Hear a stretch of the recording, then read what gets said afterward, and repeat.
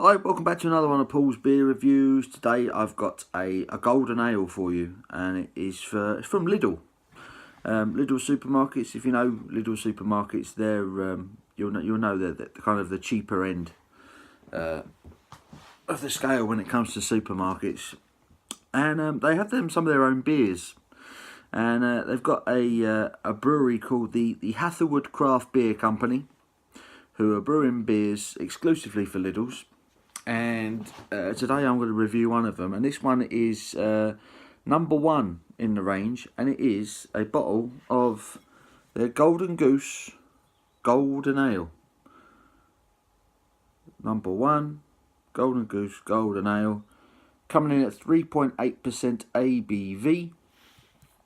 There is the bottle cap, the number one on it. Yeah, let's see what it says. This Golden Goose Ale has been traditionally craft brewed using 100% British barley and Target, Challenger and Goldings hops to deliver a refreshing and full-bodied flavour, showing that this ale is not afraid to stick its neck out. Yeah, so brewed by Hatherwood Craft Beer Company, exclusively for Lidl, 3.8% ABV. Sounds like a good sessionable golden ale. This was £1.19, I think I picked this up for in Lidl. So as far as you know, a 500ml bottle of ale goes, that's a good price. Let's see if it's any good, because you never know with these things. But for the price, it's well worth a go, isn't it? So £1.19 for a 500ml bottle of golden ale. Let's see what we get. Bottle top off. Little bit of smoke on the opening. There it goes.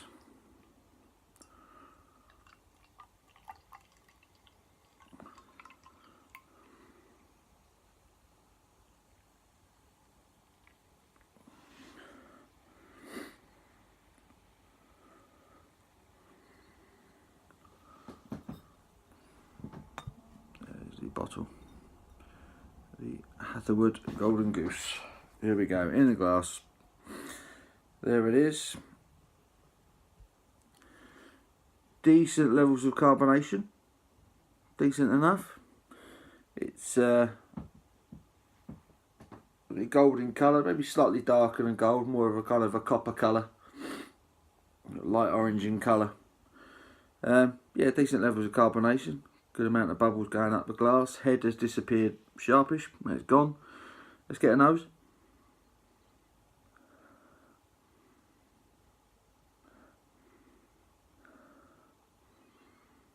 Maybe a slight little bit of citrus on the nose. Not getting much in the way of hops. Not getting much in the way of malt. But yeah, slight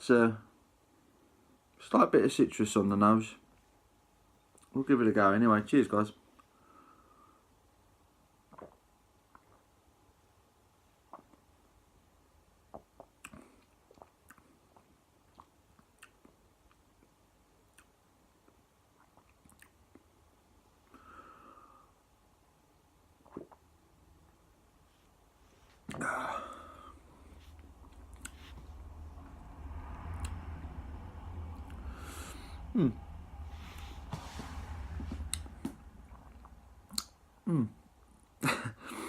That's alright.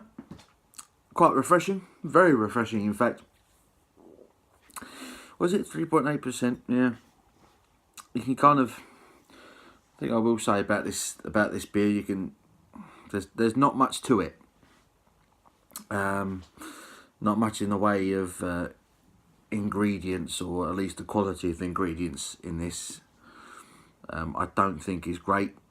That's probably why it's cheap. You do get a slight bit of sort of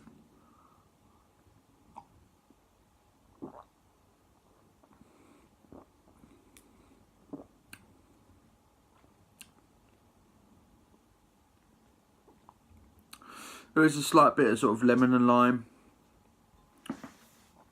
on the palate to begin with. Bit of lemon, bit of lime. Not much in the way of malt. There is a slight caramelly taste to the beer, mid palate, and there is the slightest hoppy finish to it, but it's gone very quickly. I like the fact that they have specified what hops they've used. 100% British barley, Target, Challenger and Goldings hops. I like the fact that they have exposed themselves and said that this is what we used in it. There is definitely a hoppy note to it, but it's not particularly strong. So I can only assume they've not used much in the way of hops on this one. I think that's my general. I think that would be the general review for this beer. Is that it's quite pleasant. It's very refreshing, but you can see they've not exactly pushed the boat out to make this an exceptional golden ale. It's very, very basic. They've kind of taken a decent recipe for a golden ale and probably used sort of half the amount of ingredients to make it, you know. But it's pleasant. Do you know what I mean? It's not horrible. It's not unpleasant at all. It's just a very basic golden ale. It's not bad at all.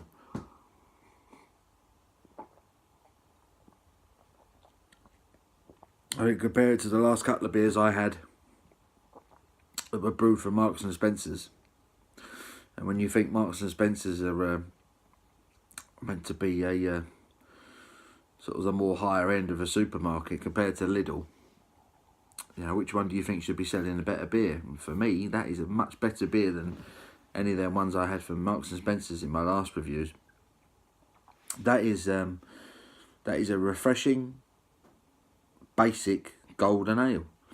There's nothing wrong with that whatsoever. This has been in the fridge. It's really, really cold.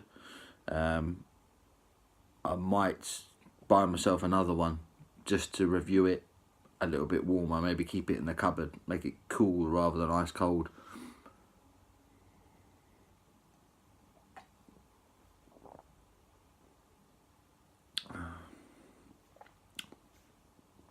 But yeah, there's not a lot going on with it. Not gonna lie, it's really basic.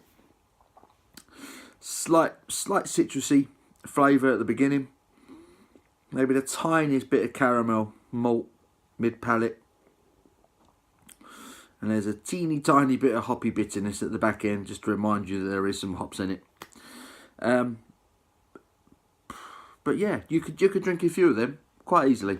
On a nice warm afternoon, if you've got a few of them in the fridge, you know, it's cheap and it's worth it, I think, personally. There's nothing wrong with that. That's a decent enough ale. It's very basic. They've not exactly, you know, pushed the boat out to make an exceptional ale, but it's good enough. So for £1.19, you can get a lot worse for a lot more. So yeah, in that sense, they've done all right. So yeah, Hatherwood's Golden Goose, 3.8%. Golden ale, #1 from Lidl. It's okay. It's okay. It's not going to put up any trees or anything, but I will give it a 5. I think I'll give it a 5 out of 10 for Hatherwood's Golden Goose from Lidl. Yeah, go to Lidl, see what you think. Have a go on it. I think they do 4. I think they might do 5, maybe 6 different ales from Hatherwood for Lidl. But yeah, it's not bad. That's not a bad start. I picked up another one, which I'm going to be reviewing shortly. One of the other brews from Hatherwood, and we'll see if that one's any good. So yeah, 5 out of 10 for Hatherwood's Golden Goose Ale. Again, look at the decent levels of carbonation on that. You know, plenty of life in it. They just obviously cut back on the ingredients. That's why it's a little bit cheaper. But there you go, 5 out of 10. Give it a go. Thanks for watching. Give it a thumbs up. Leave any comments, and I'll see you on the next one. Cheers, guys.